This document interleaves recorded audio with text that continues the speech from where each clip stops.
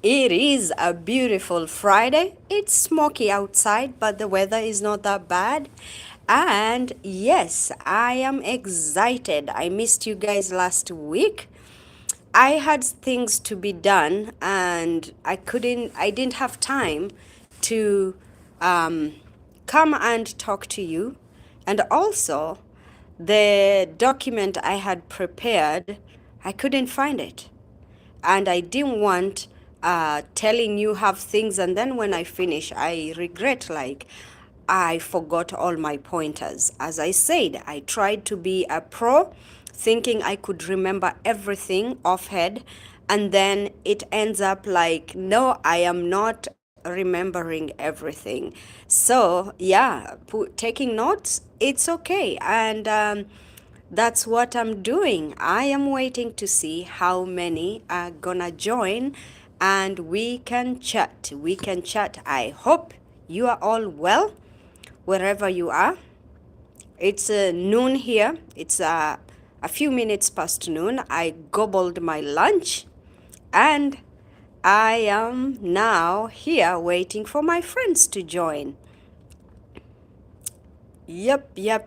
Yeah, it's a beautiful Friday. Though, as I said, there's fires have started some place, and seriously, I wanted to be outside to show around while we are talking on this topic, but then it is very, very smoky, and I didn't like it. Yeah, my topic for today is spending habits that make us broke. I know most of us, we know what it is. We know the habits that make us broke. But then we still continue doing those habits. Really, really bad habit. It's like addiction. And we know the solution, but we fail to follow our gut, our feelings, our everything we know about spending habits, or the bad and the good, but we still ignore. And that's why I want us to talk about this topic. I'm trying to see where the phone will be capturing me at my best. Yes, yeah. So um, I think I will continue with the topic. Whoever comes in, they can catch up later. And yeah, the one habit people make and end up being broke is living beyond your means. Living beyond your means. We all know this. It's common sense. But we just live beyond our means because we are competing with so and so at the office, with so and so at home, with so and so at school, with so and so at church. You want to be the cool friend with so that you can fit in a crowd. Who cares? At the end of the day, nobody's feeding you. Nobody is gonna help you pay your debt if you have bad spending habit. Yay, I see one person. Hello.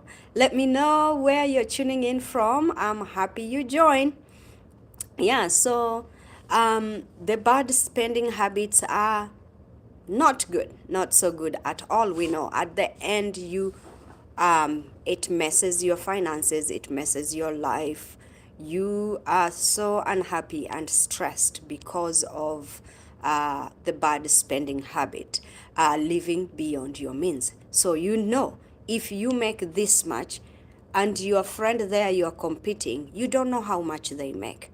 Maybe they are lucky, their parents cater for them, or their spouse cater for them, help them, and that's why they are living the way they are living. And you, maybe you're a single person, you don't have a partner to help each other, and you are spending like there's no tomorrow. And then you realize, oh boy, at the end you're the ones not sleeping well because creditors are calling, bills are piling, you can't pay, and then you wonder, what did I do? Because you are trying, what they say, keeping up with the Jonases, which is wrong. which is wrong.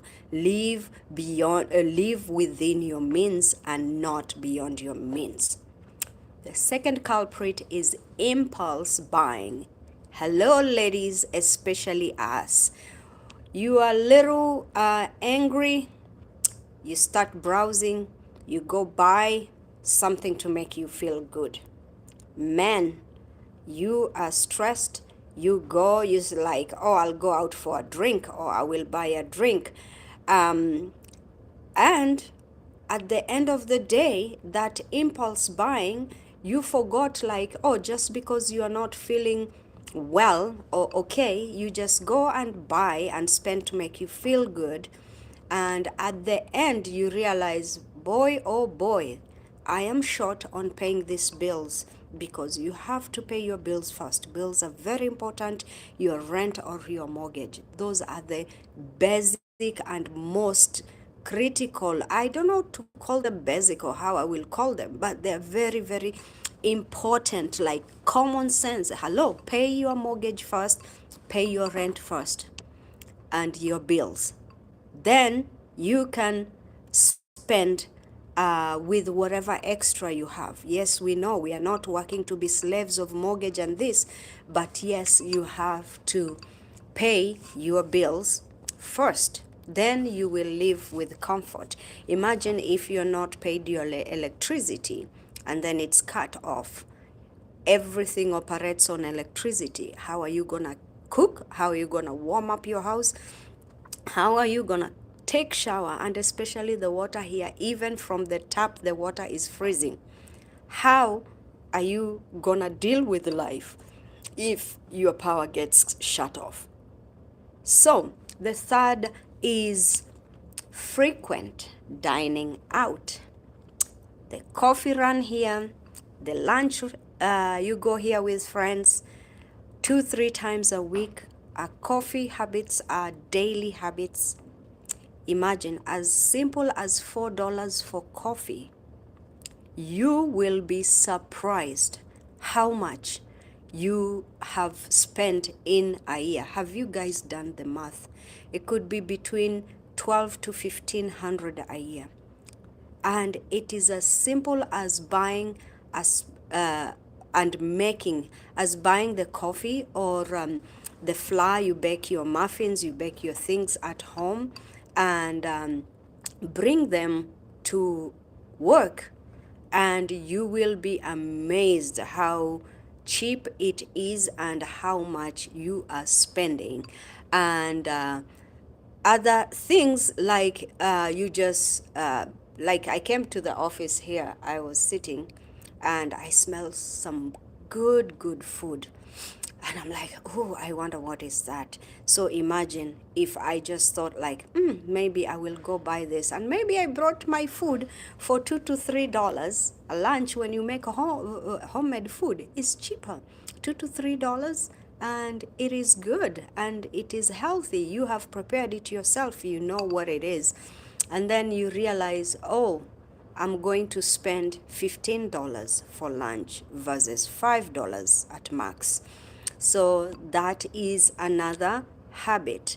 Yeah, and if you bring your own coffee, invest on a coffee mug, invest on a water bottle, and invest on lunch containers. And whatever leftovers are left at home, you can bring, and leftovers taste good because all the sauces, all the ingredients marinate overnight, and it tastes better the next day. Yeah, so the next item I have on my list is I talked about impulse buy, is ignoring a budget. Man, you won't believe how much making a budget, at least a rough estimate of what your vehicle will cost in a month, what your money, like rent, will cost in a month, groceries will cost in a month, bills will cost a month. Once you have a budget, you realize, boy, oh boy, I have nothing left for my entertainment, or I have this much left, because I know surely it is important to entertain yourself and also to make yourself happy with some little pleasures.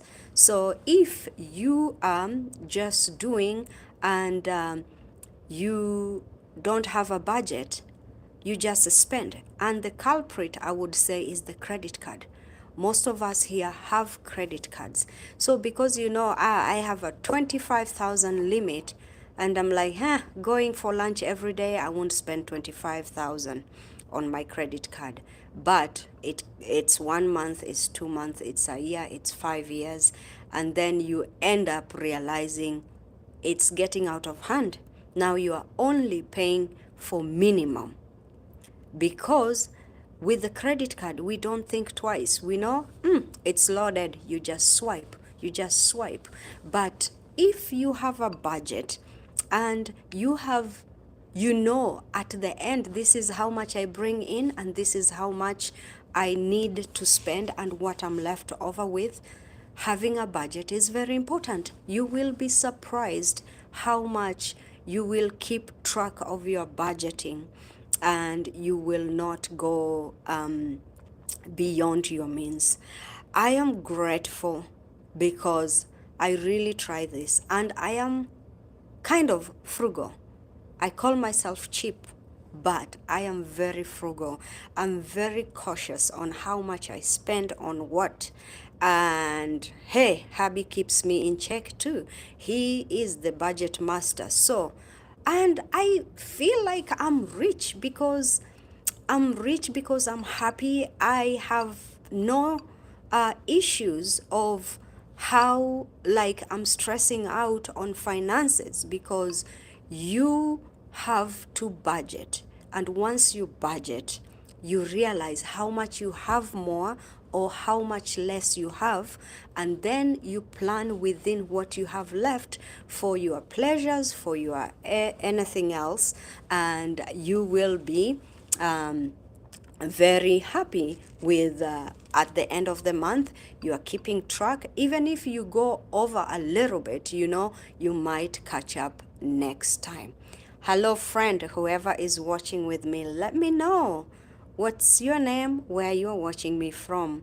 And yeah, that's nice. And then another thing, bad habit of bad spending habits. Once you see something, you just buy. Sometimes it's better to compare prices. There's apps, I can't remember one offhand and I don't use, but I'm really good. I know the stores that I shop at that are very reasonable, like you can't beat the prices. And some stores too, when you see a price cheaper on one, they can match the price. So why don't you use that and compare prices? And then if you go somewhere they can match the price. Not all shops do that, I'm not sure, you can correct me. But yes, once you compare prices and sales, you can know what is worth to buy, and then at least that way you are spending your money right, you are keeping track of your budget, and you are saving. Because I love sales, my dear. I have very amazing outfits, but you won't believe how much I spend on, because we know sales come all the time. They come during spring, during summer, during fall, during winter. So you're not in a rush to buy, because we all have plenty of outfits, clothing, shoes. I see people every time clearing their clothes and donating or giving away to whoever needs them.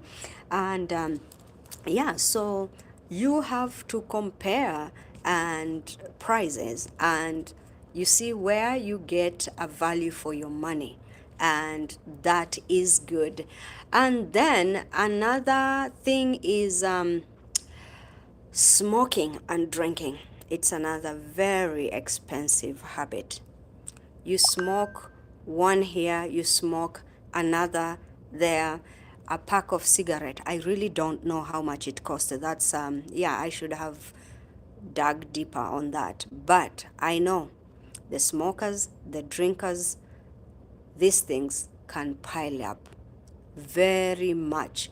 Every time you are smoking, you are drinking a pack per day, a drink per day, and at the end of that, you think that you are, especially some people who drink too much, is because they are stressed out, and they're thinking that drinking is making them forget what they're stressed about, and then you drink, and then yeah, you forget for a moment, but when you come back, your excess spending hasn't gone away, or the problems you had, you have to find a solution for the problem, and not drinking yourself away to forget the problems, because the problems are not going once you're sober, they are staring right at you. So yeah, that is one thing. And I'm just seeing, because I don't have much time, I am taking the most critical pointers I see. And another thing is subscriptions. We have magazine subscriptions, you have TV subscription, Netflix, Amazon, all these things. You subscribe to them, and do you really have time to watch all that in what they show? Maybe you have a subscription, you pay, you think it's $10 a month, but you're only watching one thing every 2 months. Is it worth it, really? Is it worth it? There's other more important things you can entertain yourself or build yourself, where instead of watching and binge watching, which you are not progressing. Watching is good, it's a way of relaxing. I love watching, but unfortunately, I don't get time to binge watch. One day I hope, but yes, I don't need all those subscriptions for magazine. I remember when we were first in Canada, everything that come, you take. Everything that came, there was this animal magazine we subscribe, and then we donate. There's a gardening, home and garden, you subscribe, you donate. Flowering, there was, I don't know. And then one day we were like, seriously, we always get these magazines and put them on the shelf. Do we really need, guys, excuse me, I dropped my pen down. Do we really need all this subscription for TV, Netflix, Amazon, all this? And yeah, choose what, it's good to have entertainment, but choose a few that you really can make maximum use of it, and then that way you are saving. So don't be overloading yourself with subscriptions that they collect dust, or channels that you don't, if it's magazine, they collect dust on the shelf. But if it's TV channels, those you see like you're visiting only once a week, or once a month, or once every 2 months, yeah, cut down on that, and you will you will see how you improve your money.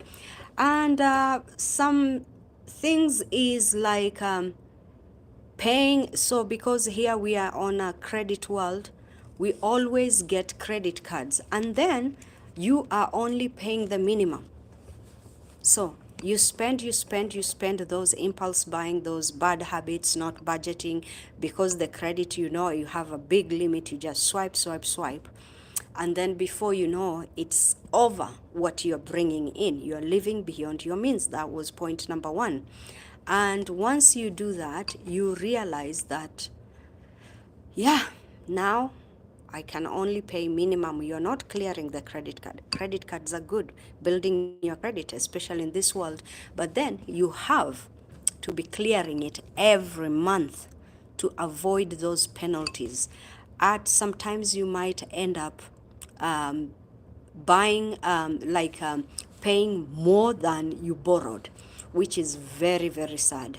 It's this anyway, I'm comparing, it's maybe it's not the same, but I have someone who told me that when right now she's over 50, but the parents had bought a house when they were married, like dad and mom, and then because of their bad spending habits, they continued spending, credit card, refinancing their mortgage to pay the credit.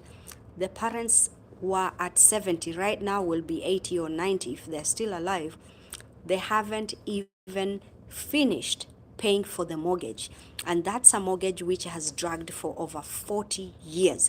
And you can imagine if the house was bought 50 years ago when she was young, you can imagine how cheap it was. But relative to that time, it could have been, yes, it's a lot of money. But imagine still going on paying mortgage over 50 years. That is wrong. That is wrong. That's where really you have to keep track of your budget. Another thing, people are obsessed with buying brand products. Buying brand products, it's a money drainer. To be honest, store-bought brands are cheaper and of equal value. Like not equal value, but quality. The quality might be good. Like if you buy store brand, because the store will not ruin their reputation by selling cheap stuff. The store brands are cheaper. But when you go for these big brands, because just it's everybody says is good, you don't know about your friend's pocket who wants always buys the big expensive brands. And for these brands, I'm telling you, you are paying for their marketing. It's their marketing for real you're paying for. And it's not that the quality is any 100% different than the other one. Could be maybe 10 a little bit higher, but majority of that money you are paying, it goes to their marketing. So be careful, rethink your brands, and you can save that way. Imagine you go like a simple thing like baking powder. This brand is $6 and this other brand is $3. Of course, and I have tried those strategies and they work perfectly. I don't even notice a difference in taste or anything. And it's amazing. Even yeast, even flour, cooking flour. And yeah, it's amazing. So don't be paying for their marketing their brands, and you think you are getting a very good quality. To be honest, try, and maybe you need to adjust your taste buds, and maybe if it's your style sense, and you will be. So anyway, I think I can take one more point and then we can continue the next week, because I'm over 20 minutes. I don't want to keep you too long. And also, one thing that you can do is tracking even the smallest of expenses. So you have done your budget and then you realize this is how much I have. So you write 200 is what I have, minus $3 coffee today, minus. That way you will know, and you're like, maybe with this, I might be only affording coffee 3 times a week so that I can last with this money for a month than every day. Then for the next 2 weeks, you'll spend for 2 weeks, and 2 weeks you don't have to entertain yourself if that's your way of entertainment. So yeah, please leave me a comment. Let me know what you think about these spending habits. Which one have you been caught doing, or unaware of, or something you never even thought about it? Yeah, leave me a comment, and yeah, we keep the conversation going, and I am excited to finish the other pointers next week. We will continue with this topic, and this will be part 1. Part 2 will be coming next week. Until we see you again with another beautiful educational topic. Bye.